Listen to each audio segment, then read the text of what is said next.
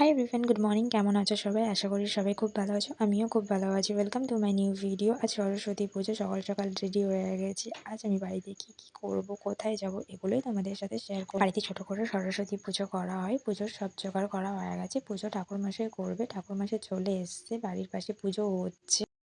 যেহেতু আমাদের ঠাকুর ঘর নেই, তাই ঠাকুর ঘরের ভিতরে রাখা হয়েছে। পুজো ঘরের ভিতরেই হবে। বাড়িতে কাজ চলছে, ঠাকুর ঘর হচ্ছে। চলো তোমাদেরকে দেখাই। এই যে আমাদের নতুন ঠাকুর ঘর।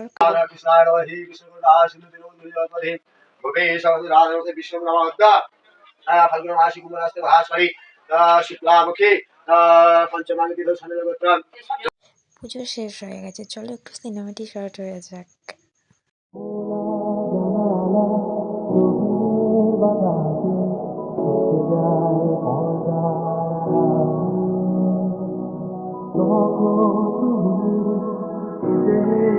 বলে দাও আছি তোমার পাশে,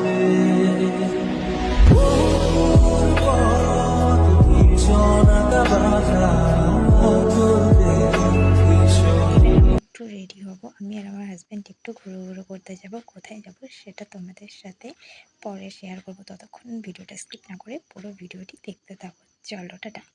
এটা ছিল আমার ফাইনাল লুক। আমি কোনো ভিডিও ক্লিপ নিতে পারিনি, তার জন্য সরি।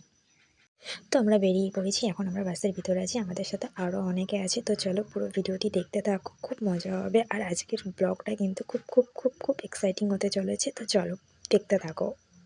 অবশেষে আমরা চলে এসেছি। তো তোমরা কে কেউ গেস্ট করতে পারছো এটা কোন জায়গা, আর কে কোথায় সরস্বতী পুজোতে ঘুরতে গেলে কমেন্ট করে বলো কিন্তু। আর এটা কোন জায়গা সেটাও কমেন্ট করো। দেখো কতটা ভিড় হয়েছিল, প্রচণ্ড টায়ার্ড হয়ে গেছিলাম, আর গরমও খুব পড়েছিল। তো চলো এখান থেকে বেরিয়ে আমরা লাঞ্চ করব। লাঞ্চ করার পর বাড়ি ফিরবো। তো ততক্ষণ টাটা।